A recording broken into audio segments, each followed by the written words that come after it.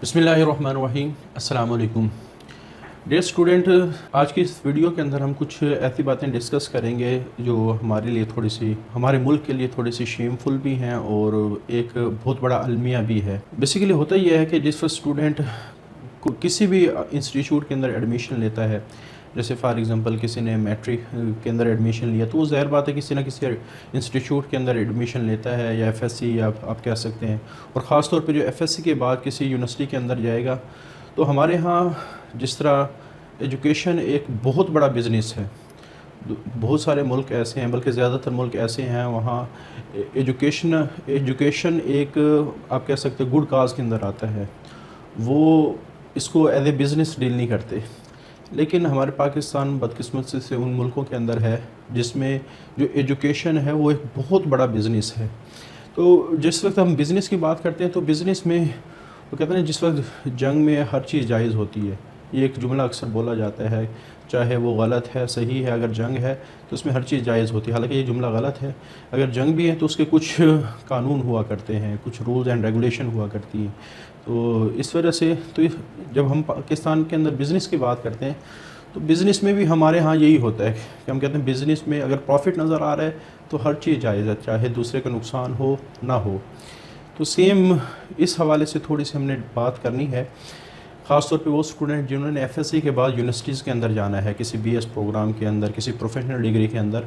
तो हमारे यहाँ चूँकि एक बहुत बड़ा हिस्सा प्राइवेट सेक्टर का है, और लोग ज़्यादातर वो स्टूडेंट जिनका किसी गवर्नमेंट में उनकी डिज़ायर के मुताबिक एडमिशन नहीं हुआ होता, हम उसको नालायक नहीं समझते। बाज़ दफ़ा ये भी होता है कि जिस तरह एमबीबीएस का एडमिशन्स बाज़ दफ़ा गवर्नमेंट यूनिवर्सिटी में लिमिटेड सीट होने की वजह से नहीं होता, तो काफ़ी सारे स्टूडेंट अपनी इस ख्वाहिश को पूरा करने के लिए वो प्राइवेट सेक्टर की तरफ मूव करते हैं।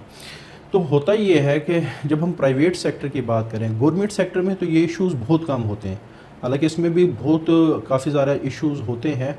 आजकल जिस तरह बहुत सारी यूनिवर्सिटीज़ ने कैंपसेस, प्राइवेट कैंपसेस बनाना शुरू कर दिए हैं, तो ये इशू बेसिकली गवर्नमेंट इंस्टीट्यूट में भी हो सकते हैं, लेकिन उसमें ये रिस्क कम होता है। तो जब आप लोग एफएससी करेंगे, तो एफएससी में अगर आपका किसी अच्छी यूनिवर्सिटी में एडमिशन हो जाए, जैसे पंजाब यूनिवर्सिटी में, इस्लामिया यूनिवर्सिटी के अंदर, या कोमल यूनिवर्सिटी के अंदर, जो बड़ी रिकगनाइज यूनिवर्सिटी होती हैं, उनमें तो रिस्क नहीं होता। यानी आप जो डिग्री हासिल करेंगे तो आपको 4-5 साल बाद वो डिग्री मिल जाएगी। लेकिन ख़ास तौर पे हमारा जो प्राइवेट सेक्टर है, क्योंकि जैसे मैंने अभी डिस्कस किया, हमारा जो प्राइवेट सेक्टर है वो किसी गुड काज की वजह से एजुकेशन नहीं दे रहा, बल्कि उनका ज़्यादातर माइंड होता है कि हमने बिज़नेस करना है।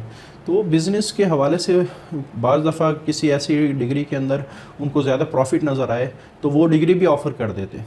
लेकिन एक रूल आप लोगों ने याद रखना है कि किसी भी आपने इंस्टीट्यूट से अगर डिग्री करनी है, तो डिग्री करने के बाद आपको ये इल्म होना चाहिए कि जिस इंस्टीट्यूट में मैंने एडमिशन लिया है, क्या वो एचईसी से रिकगनाइज्ड है भी सही या नहीं।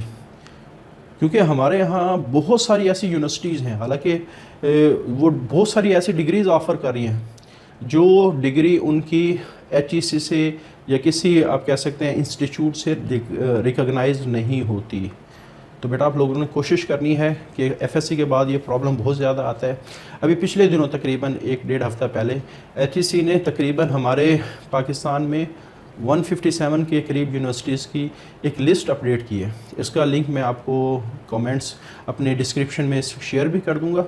तो उस लिस्ट के अंदर बाकायदा जैसे पंजाब की 95 के करीब है, इसी तरह केपीके की भी हैं, सिंध की भी हैं, आज़ाद जम्मू कश्मीर की भी हैं, गिलगित बल्तिस्तान की भी हैं, बलूचिस्तान की भी है। काफ़ी सारी ऐसी यूनिवर्सिटीज़ हैं जो अभी तक एचईसी से रिकगनाइज नहीं हुई, चाहे वो जाली हैं या वो अभी अनरजिस्टर्ड हैं, अनरिकगनाइज्ड हैं।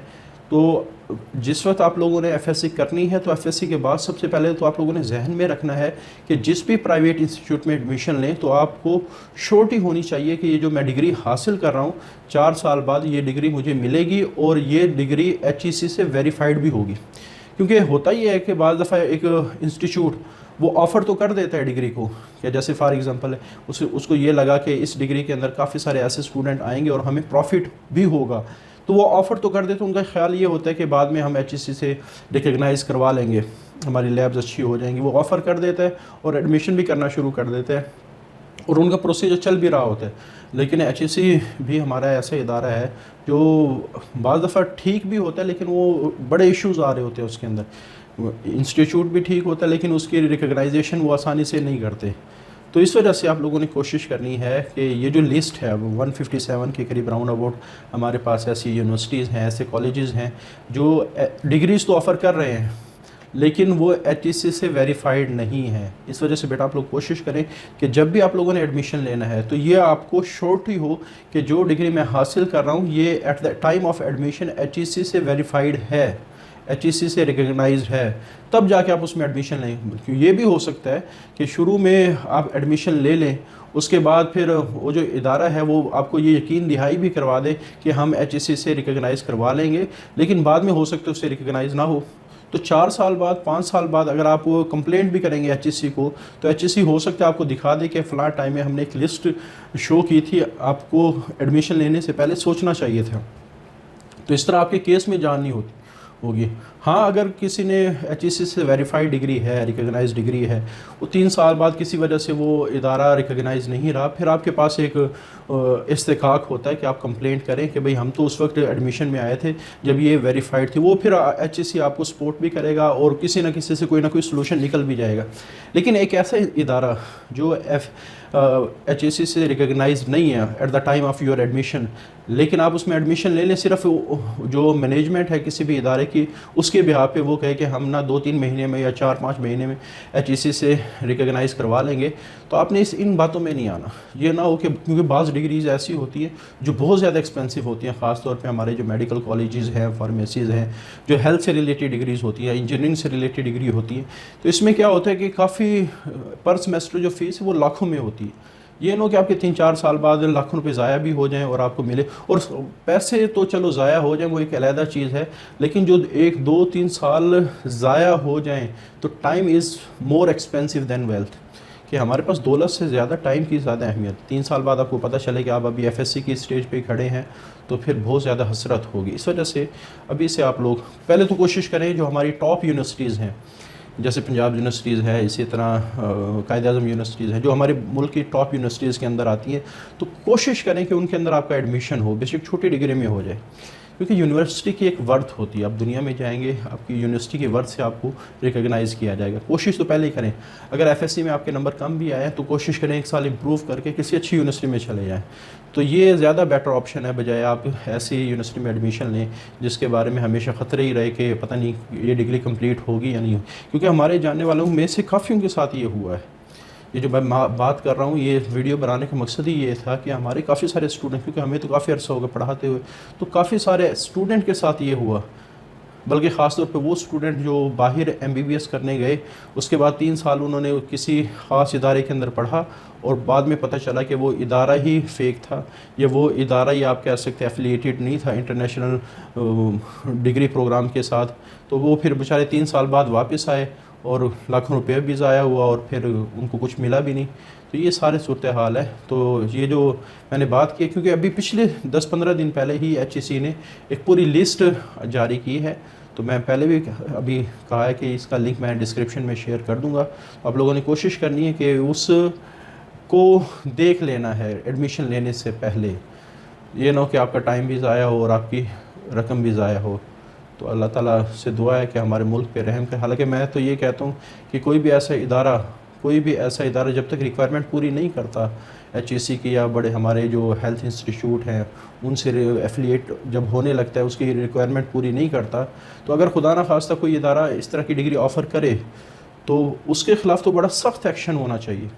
اس کے خلاف میں کہتا ہوں کہ خدا نہ خواستہ کسی نے کسی کو قتل کر دیا تو یہ اتنا جرم تو ہے, لیکن یہ اس سے بڑا جرم یہ ہے کہ آپ نے 100-150 اسٹوڈنٹ کو بلایا, اس کے بعد ان سے پیسے بھی بٹورے اور بعد میں پتہ چلا کہ ان کے 2-3 سال ضائع کر دے. میں کہتا ہوں اس کے اوپر تو سخت سے کڑی سزا ہونی چاہیے تاکہ یہ لوگ سوچے ہی نہ. یہ لوگ سوچیں ہی نہ. لیکن بدقسمتی ہے ہمارے ملک کی کہ ہمارے ہاں قانون کو یا رولز اینڈ ریگولیشن کو اتنا فالو نہیں کیا جاتا، بلکہ صرف پیسے کے بل بوتے پہ ہی سارے کام ہوتے ہیں. تو اللہ سے دعا ہے کہ اللہ تعالی ہم پر رحم فرمائے، ہمارے ملک کو سلامتی میں رکھے، اور اس کے اندر بھی جس طرح ہم باہر کی سچویشن سنتے رہتے ہیں کہ وہاں قانون کا ایک راج ہوتا ہے، لوگ قانون کے مطابق کام کرتے ہیں، رولز اینڈ ریگولیشن کے مطابق کام کرتے ہیں. ہمیں لگتا تو یہ تھوڑا سا مشکل ہے، لیکن اگر بندہ ان چیزوں کے اندر آئے تو زندگی بڑی آسان ہو جاتی ہے. تو اللہ تعالیٰ سے دعا ہے کہ ہم پر رحم